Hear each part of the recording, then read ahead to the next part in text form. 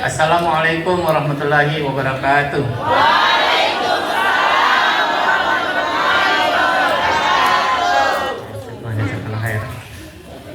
Alhamdulillahirrahmanirrahim. Wassalatu wassalamu ala asrafil anbiya'i wal mursalin sayyidina Muhammadin wa ala alihi wa sahbihi ajmain. Amma ba'd. Yang kita muliakan sama-sama materi kita yang telah memandu kegiatan selama 2 hari para asatidz Pak Hendy, Bu Yusria, Pak Iman dan Pak Syafir, luar biasa sampai tadi beberapa menit yang lalu menghadirkan sesuatu yang luar biasa untuk kita semua, untuk menginspirasi dan membangkitkan giroh kita untuk nanti balik ke tempat masing-masing. Ada sesuatu yang kemudian begitu luar biasa yang bisa kita hadirkan di sekolah kita nanti. Tak lupa kita aturkan salam dan sholawat kepada Nabi kita Nabiullah Muhammad SAW, Nabi yang insya Allah akan senantiasa menjadi teladan kita hingga akhir hayat kita nanti. Tadi Bunda Lela bilang sudah malam, jangan terlalu lama sambutannya, 5 menit saja. Saya nggak tahu, saya kalau bicara 5 menit agak kesulitan biasanya. Mudah-mudahan bisa. Jadi Bapak Ibu sekalian, saya ikuti materi Pak Iman itu tahun 2017 ya, 2017 di kegiatan latihan kepemimpinan mujtahid. Saya ada Bang Lendo membersamai kita semua, yang Pak Hendy juga seperti itu. Nah, ada yang satu yang saya tidak pernah bisa melupakan tentang pelajaran seni dan kreativitas adalah seni dan kreativitas itu, atau seni itu bukan bicara tentang menyanyi, menari, baca puisi, itu bagian dari seni. Seni itu sesuatu yang membangkitkan gairah, membangkitkan semangat, menghadirkan inspirasi, sesuatu yang menyenangkan, sesuatu yang menggembirakan. Jadi kalau guru berseni mengajarnya, maka nggak ada murid yang nggak mau ke sekolah. Semua mau ke sekolah, selalu mau bertemu dengan gurunya. Nggak ada homeschooling sebenarnya. Jika guru-guru hadir, itu menghadirkan seni di dalam ruang kelas, dalam bentuk pembelajaran atau apapun itu. Sehingga guru yang baik itu mendidik dengan metodologi. Tapi guru yang mengagumkan itu mendidik dengan matanya. Tatapan matanya itu berucap tentang sesuatu. Cukup dengan mata, murid paham guru saya lagi bersedih. Cukup dengan matanya, anak-anak paham bahwa kami ini harus diam. Dengan tatapan matanya, murid paham bahwa mereka lagi bersemangat pada sesuatu. Jadi ini bukan tentang sekedar teknikal, sesuatu yang tersistematis, tetapi sesuatu yang terhadirkan dari hati kita, dari jiwa kita. Pemimpin yang punya seni, pemimpin yang memandu guru-guru, memandu semua orang itu dengan penuh kebaikan, dengan penuh perhatian. Yang dipimpin selalu bersemangat, yang dipimpin punya kepercayaan yang begitu luar biasa bahwa mereka akan dipandu mencapai apa yang mereka harapkan, mencapai apa yang menjadi cita-cita terbaik mereka. Kita selalu membangun setiap pagi hari, bukan di pagi hari, sebelum subuh hari. Selalu setiap hari seperti itu. Kenapa? Karena selalu ada harapan setelah itu. Nah, bermimpi yang tinggi, bermimpi yang besar, itu sesuatu yang harus dan mesti dididikan kepada anak kita. Tidak ada ruginya bermimpi, setinggi apapun itu.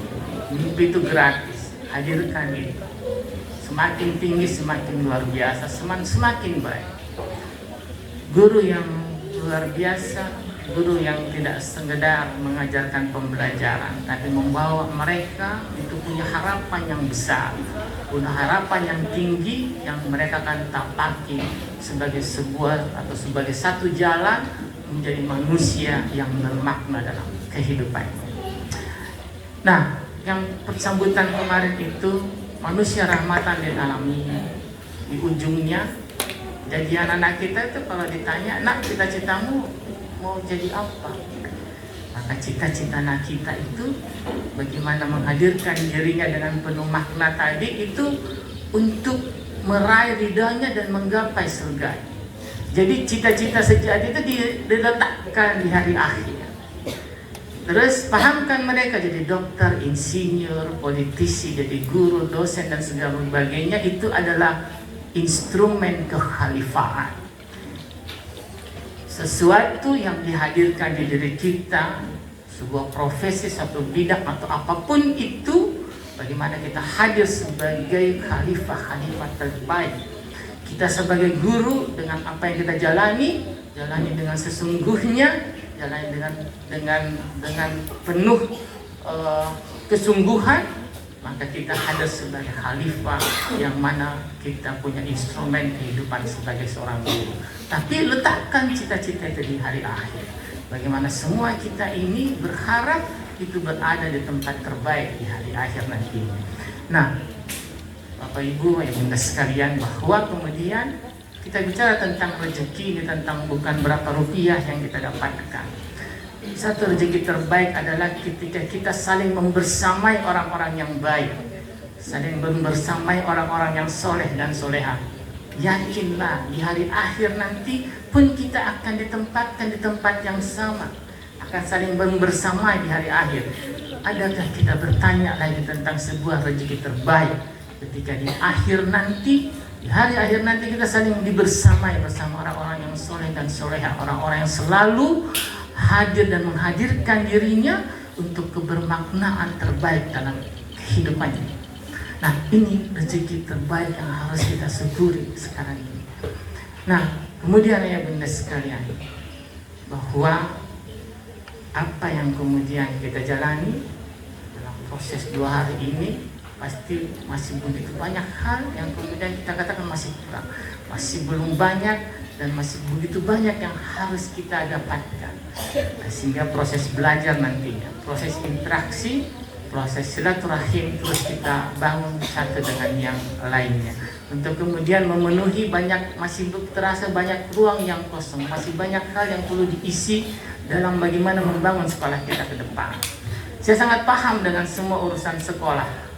Afwan, saya mau mulai sekolah alam itu di saat saya lagi terpuruk, bukan di saat lagi saya seperti sekarang ini. Saya memulai sekolah alam itu, membangunnya itu dengan tersiok-siok. Bahkan saya pernah cerita dengan ayah Udin kita Yudin sampai meneteskan air mata, karena hampir semua nomor telepon di telepon saya itu pernah saya telepon untuk apa? Untuk meminta utang. Itu sampai segitunya dulu saya, untuk bagaimana menegakkan itu sekolah alam. Tapi alhamdulillah, karena kita lakukan sesuatu yang baik, karena kita lakukan sesuatu yang kemudian bagaimana Allah bisa menghadirkan ridhanya, pelan tapi pasti semua terselesaikan. Tapi pasti semua kemudian menjadi lebih baik dan terus menjadi lebih baik. Karena ada keyakinan di situ. Hanya kita butuh sebuah keyakinan dan kepercayaan yang tidak ada sedikit pun keraguan di dalamnya. Kadang kan kita bicara percaya tapi ada keraguan. Kita percaya, kita yakin tapi ada keraguan. Hilangkan keraguan itu. Allah akan membersamai kita. Allah akan menurunkan pertolongannya di titik di mana kita betul-betul di keadaan di mana Allah kita sangat membutuhkan pertolongan. Itu terjadi seperti itu. Jadi ayah bunda sekalian, membangun sa'i kemarin itu sekolah Misal Kamil Goa bukan sesuatu yang mudah, sesuatu yang begitu banyak dengan begitu luar biasa tantangannya. Tapi alhamdulillah dengan pertolongan Allah, saya selalu dalam pertolongan Allah. Karena itu terasakan, karena hanya dengan pertolongan Allah kemudian sekolah itu bisa berdiri tegak sampai sekarang ini. Saya memandu kemudian sekolah yang berbeda, tetapi dengan kondisi yang jauh berbeda, kemudian bisa berkembang dengan luar biasa.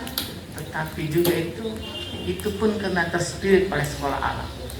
Saya memandu sekolah Islam terpadu dengan murid sekitar 1.200 sekarang murid. Tapi itu saya bangun, saya kembangkan dengan konsep-konsep sekolah alam yang saya belajar dari semua teman-teman pada almarhum Bang Lendo, untuk begitu banyak spirit yang saya hadirkan. Walaupun judulnya sekolah Islam terpadu, tapi spiritnya banyak termaknai oleh apa yang dihadirkan di sekolah alam, sampai sekolah itu berkembang dengan luar biasa. Orang tua punya trust yang luar biasa, karena susah punya sekolah dengan murid 1.200 lebih. itu sangat susah. Dan hanya dihitung jari sekolah yang seperti itu ada di Makassar. Nah, ini yang saya mau katakan bahwa tidak ada yang tidak mungkin jika kita mau. Tidak ada yang tidak bisa jika kita mau. Pahamkan ke anak kita bahwa jika dia masih menapak pada semesta ini, pada bumi dan langit dan diantaranya, maka tidak ada yang tidak bisa untuk manusia. Yang ada hanya tidak mau. Jika kita mau, insya Allah pasti kita bisa dengan pertolongan Allah yang mana ada keyakinan yang luar biasa di dalamnya. Kemudian ayah bunda sekalian, berharap di setiap ujung pembelajaran kita hadirkan selalu ada yang namanya kesadaran spiritual, ada kesadaran keilahian. Setiap selesai belajar matematika, kesadaran keilahian apa yang hadir di sini. Setiap selesai belajar biologi ataupun ilmu pengetahuan alam atau apapun itu, ada tidak kesadaran keilahian yang terhadirkan pada diri murid-murid kita. Kesadaran keilahian ini penting kita hadirkan dari waktu ke waktu, karena itulah yang akan memandu anak-anak kita, murid-murid kita pada jalan kebaikan yang sesungguhnya. Dan menghadirkan Al-Quran itu bukan sekedar dibaca, sekedar dilafazkan. Banyak orang melafazkan Al-Quran dalam sebulan tamat 1 kali, 2 kali, 3 kali, tapi dia melafazkannya, tapi tidak membacanya. Karena membaca Al-Quran itu dilafazkan dengan benar, kemudian ditahu, kemudian dipahami, kemudian dijiwantahkan dalam kehidupan keseharian, kemudian diambil hikmahnya, dan terakhir didakwahkan. Jadi bicara tentang dakwahkan Al-Quran, walaupun satu ayat, bukan ujuk-ujuk comot satu ayat terus didakwahkan, tidak boleh seperti itu. Hadirkan ayat yang menginspirasi kebaikan hidup kita, yang sudah teruji membaikkan diri kita. Nah, ucapkan itu, lafazkan itu, jelaskan itu. Kenapa ini ayat sampai membaikkan diri manusia? Karena kita sudah mengalami. Jadi membaca itu seperti itu, melibatkan tadi, melibatkan lafaz yang baik, mengetahui, memahami, dilakukan, paham hikmahnya, kemudian didakwahkan. Makanya jalan ini, jalan sebagai guru adalah jalan meretas, jalan dakwah. Ada ujungnya? Enggak ada ujungnya. Ujungnya hanya berakhir pada ketika Allah sudah memanggil kita kembali. Nah, untuk teman-teman yang ikhwan, jangan pernah berpikir tentang pensiun. Tidak ada pensiun dalam kehidupan ini. Untuk para pemimpin, untuk Khalifatul Qur'an, tidak ada pensiun dari zaman Rasulullah. Para sahabat tabi'in dan segalanya yang selanjutnya kemudian itu enggak ada yang pensiun. Pensiun kalau sudah masuk di liang lahat. Karena hidup kita hari ini harus lebih baik dari kemarin, yang esok harus lebih baik dari hari ini. Sehingga tidak ada kata pensiun untuk semua kita yang masih menarik nafasnya. Yang ada adalah bagaimana terus berbuat yang terbaik, melakukan yang terbaik, yang penuh makna dalam kehidupan, yang berharap kemudian semua itu menjadi penyebab Allah menghadirkan ridhonya dan kita berada pada keselamatan di hari akhir nanti. Terakhir, pahamkan orang tua kita, jangan egois sama anaknya. Banyak orang tua masukin anak di sekolah tahfiz untuk anaknya jadi penghafal Al-Quran, supaya katanya nanti tangan anak saya menggandeng saya masuk ke surganya. Sementara dia lupa ada neneknya sudah di liang lahat. Kenapa ibunya tidak penghafal Quran juga? Kenapa ayahnya nggak jadi penghafal Quran juga? Kenapa mereka harus memperalat anaknya jadi penghafal Quran supaya mereka masuk ke surga? Biarkan anak kita jika mau jadi penghafal Quran karena naluriyahnya, karena dia bisa ke sana. Tapi jangan karena dipaksakan, karena itu akan membuat mereka menderita. Tapi yang penting adalah memandu mereka mencintai Al-Qurannya, memandu mereka bagaimana ketika ada masalah mereka berwasilah kepada Al-Quran. Dan itu kita harus didikan kepada mereka, entah kita sebagai guru ataupun sebagai orang tua. Kita kadang mudah mengambil referensi lain dalam kehidupan untuk memandu masalah kita, tapi kita kadang enggan menggunakan Al-Quran untuk memandu kehidupan kita. Padahal dengan teknologi begitu mudah. Kalau kita bilang di Al-Quran mana ayat tentang pendidikan, langsung keluar. Mana ayat tentang parenting, langsung keluar. Mana ayat tentang pengasuhan, ada juga semuanya. Terus apa yang menyusahkan kita sekarang untuk berwasilah kepada Al-Quran?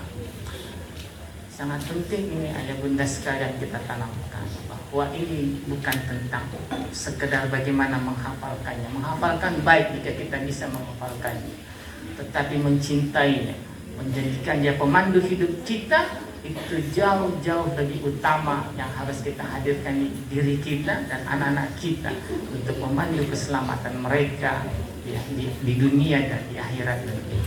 Saya kira itu ayah bunda sekalian. Terakhir, jika kita sebagai orang tua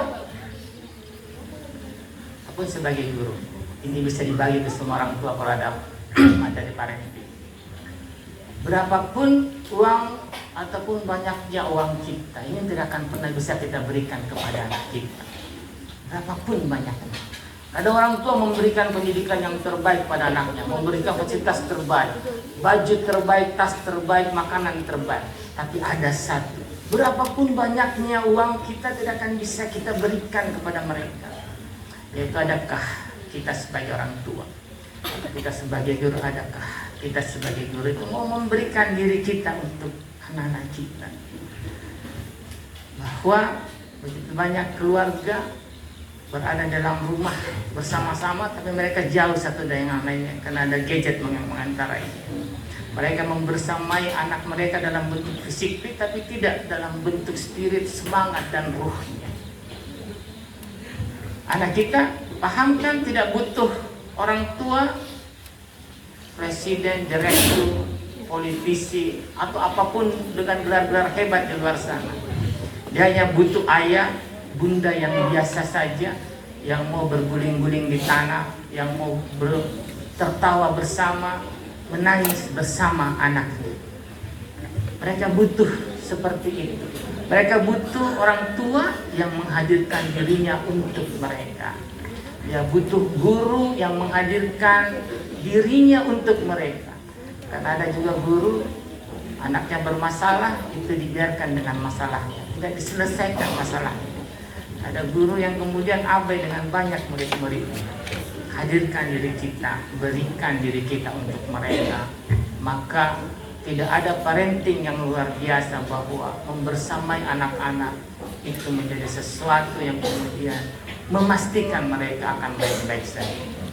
Ini yang hari ini, kesempatan ini saya bagi ke kita semuanya untuk menjadi pembaik kita semuanya. Berharap kemudian 2 hari ini dengan materi yang luar biasa, kita semua mengikuti dengan baik.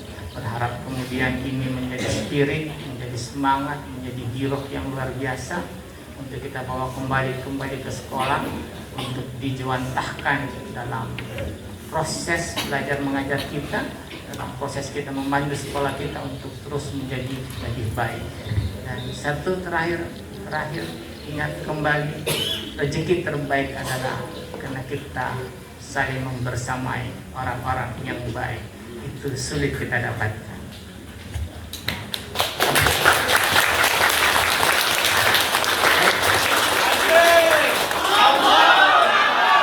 Baik, terakhir atas nama teman-teman di IGS 12 pada Bu Yusri, Pak Hendy, Pak Iman, dan bahwa Safir yang sudah begitu, Pak Safir yang sudah begitu luar biasa memandu teman-teman selama 2 hari ini. Saya ucapkan begitu banyak terima kasih dan saya berkhair.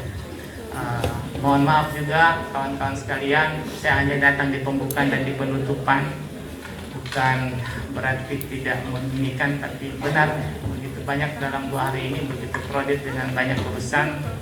Nah, tadi menjelang sore tadi baru saya kontak, ada jam berapa ini penutupan, masih malam. Oh iya, saya insya Allah datang untuk membersamai. Tapi insya Allah juga apa yang teman-teman dapatkan, insya Allah itu juga sudah saya lalui ketika proses pelatihan kepemimpinan mustahid. Kepemimpinan mustahid itu dilakukan 1 tahun. Jadi setiap 3 bulan kita ketemu, itu diproses dengan luar biasa. Dan terus terang itu satu pelatihan yang begitu mewarnai dan begitu banyak memberikan saya inspirasi tentang bagaimana menghadirkan sekolah yang baik dan terbaik untuk kemudian memandu murid-murid. Terakhir juga kepada tuan rumah, terima kasih banyak untuk pelayanan yang luar biasa kepada semua peserta. Alhamdulillah tidak ada yang mengeluh, semua merasa gembira. Dan saya kepada panitia, Pak Bumi dan tim yang juga telah mengurus acara ini dengan baik, semoga semuanya dibalas timpal oleh Allah Ta'ala. Amin. Sekira demikian, lebih kurangnya mohon dimaafkan. Wabillahi taufiq wal hidayah. Wassalamualaikum warahmatullahi wabarakatuh.